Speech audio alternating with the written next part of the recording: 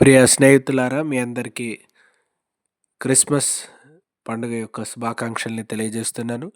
యేసు ప్రభుల వారి జననం మనందరి జీవితంలో ఒక గొప్ప బహుమానం. భూమి మీద మానవులు పొంది ఉన్నటువంటి బహుమానాలన్నిట్లో అత్యంత గొప్పది, వెలకట్టలేనిది, దానికి సమానమైనది ఏదీ లేనిది యేసు ప్రభుల వారు మన జీవితంలోకి రావడం. ఆయన మన రక్షకుడుగా ఉండడం.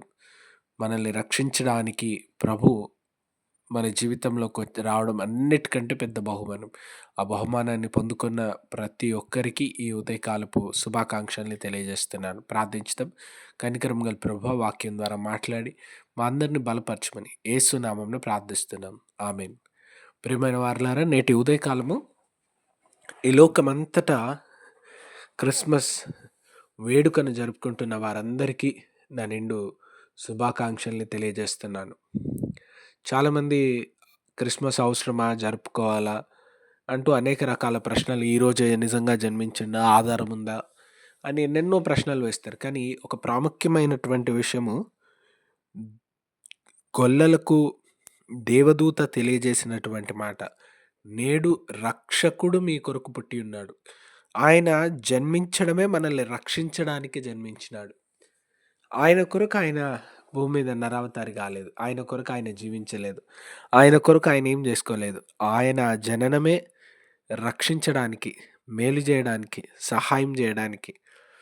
అపోస్తలుడైన పేతురు గారు యూదులు కాని వారొక్కరికి యేసు ప్రభుల వారి సందేశాన్ని, సువార్తను తెలియజేయడానికి వెళ్ళి, యేసు ప్రభుల వారు అపవాది చేత పీడింపబడుచున్న వారందరినీ స్వస్థపరచుచు మేలు చేయుచుండెను. మేలు చేయడానికి, దీవించడానికి, రక్షించడానికి, విడిపించడానికి, విముక్తిని దయచేయడానికి, స్వస్థత దయచేయడానికి, సంతోషాన్ని అందించడానికి యేసు ప్రభుల వారి జీవితం అంతా ఈ రీతిగా తన కొరకు గాక, ఏ స్వార్థము, ఏ స్వలాభం లేకుండా ప్రేమను మాత్రమే పంచడానికి భూమి మీదకొచ్చినారు.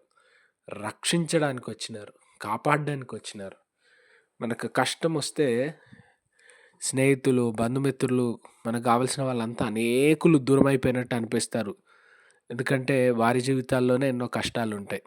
వాళ్ళు మన కష్టాన్ని తీర్చడానికి, సహాయం చేయడానికి అనేక మార్లు రాలేకపోవచ్చు.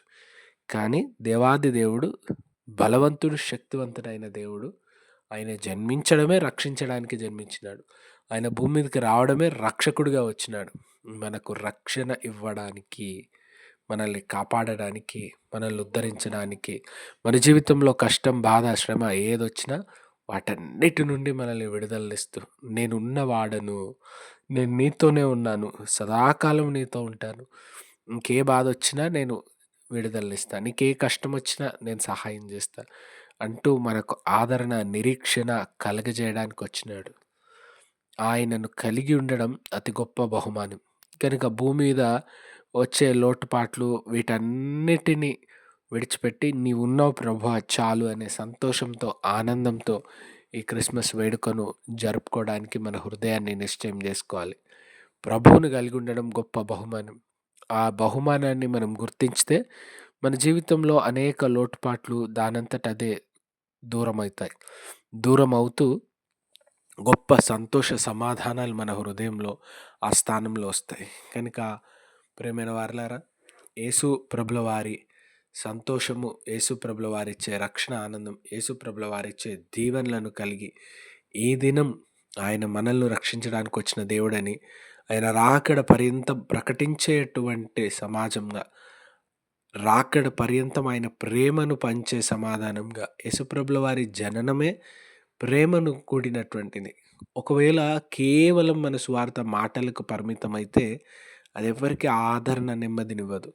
యేసుప్రభుల వారి జనన సంతోషం మనం క్రియల్లో, ప్రేమలో చూపడానికి తాపత్రయపడాలి.